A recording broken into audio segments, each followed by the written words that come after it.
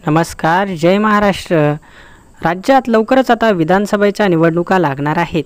निवडणुकींपूर्वी राज्यातील राजकीय परिस्थिती जाणून घेण्यासाठी हा स्पेशल रिपोर्ट. उद्धव बाळासाहेब ठाकरे पक्षाने लोकसभेमध्ये चांगलीच बाजी मारली, मात्र भाजपला खूप मोठा फटका बसला. आता विधानसभेच्या निवडणुका देखील लागणार आहेत. आता या निवडणुकीमध्ये नेमकं काय होतं हे लवकरच समजणार आहे. परंतु त्यापूर्वी आता भाजपामधील अनेक नेत्यांची अशी मागणी आहे की उद्धव ठाकरेंना सोबत घ्यावं. ते असते तर ही वेळ आपल्यावर आलीच नसती. नेमकी आता भाजपचं चुकतं आहे काय? पहिली गोष्ट म्हणजे मराठा आरक्षण. जरांगे फॅक्टरमुळे लोकसभेमध्ये भाजपला खूप मोठी हानी झाली. जरी भाजपने मराठ्यांना 10% आरक्षण दिलं असलं तरी ते आरक्षण मात्र जरांगे पाटलांना मान्य नाही. म्हणून आता जरांगे पाटील पूर्णपणे भाजपच्या विरोधात आहेत, सरकारच्या विरोधात आहेत. अजित पवारांना सोबत घेणं देखील आता भाजपला महाग पडलं आहे.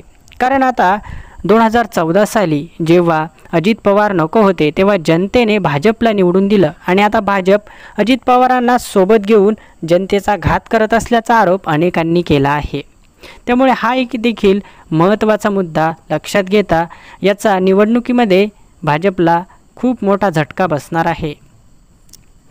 त्यानंतर शिवसेनेच्या मंत्र्यांना दुय्यम स्थान देण्यात आलं होतं. जेव्हा 2019 साली शिवसेनेची युती तुटली त्या अगोदर जेव्हा भाजप आणि शिवसेनेचं सरकार होतं त्या काळामध्ये शिवसेनेच्या नेत्यांना नेहमी दुय्यम स्थान दिल्याचा आरोप अनेकदा झाला होता. आणि त्यानंतर 2019ला युती तुटली आणि ठाकरे गट हा महाविकास आघाडीसोबत गेला.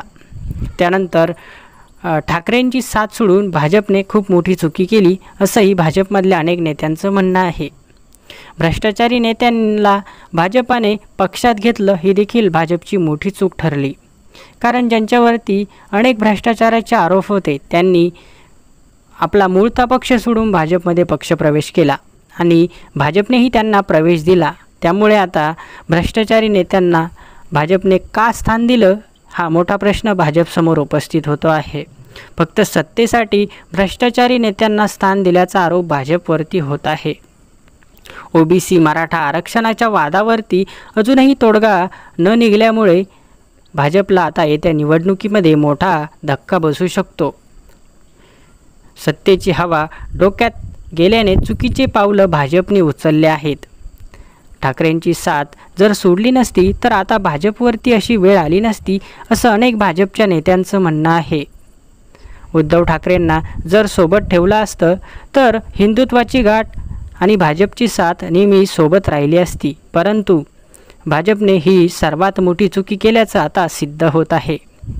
येत्या निवडणुकीमध्ये भाजपला खूप मोठा झटका बसणार असल्याची शक्यता वर्तवली जात आहे. भाजपला ही निवडणूक जड जाण्याची शक्यता आहे. भाजपने महाराष्ट्र राज्यामध्ये नेहमी पक्ष फोडाफोडीचं राजकारण केलं. पहिली गोष्ट म्हणजे भाजपने शिवसेना पक्ष फोडला. यावरती न राहता त्यांनी शरदचंद्रजी पवार राष्ट्रवादी काँग्रेस यांच्यावरही घात केला आणि राष्ट्रवादी पक्ष फोडला. त्यानंतर आता भाजप हे फोडाफोडीचं राजकारण करत आहे हे पुन्हा एकदा सिद्ध झालं आहे. अजित पवारांना सोबत घेतल्यानंतर भाजपला याचा मोठा फटका बसला असून हे केंद्राच्या लक्षातही आलं आहे. त्यामुळे आता केंद्र भाजपच्या महाराष्ट्राच्या नेतृत्वावरती लक्ष देत आहे. मोदींचे वारंवार दौरे महाराष्ट्रामध्ये वाढले आहेत. अमित शहांचंही लक्ष महाराष्ट्रावरती आहे.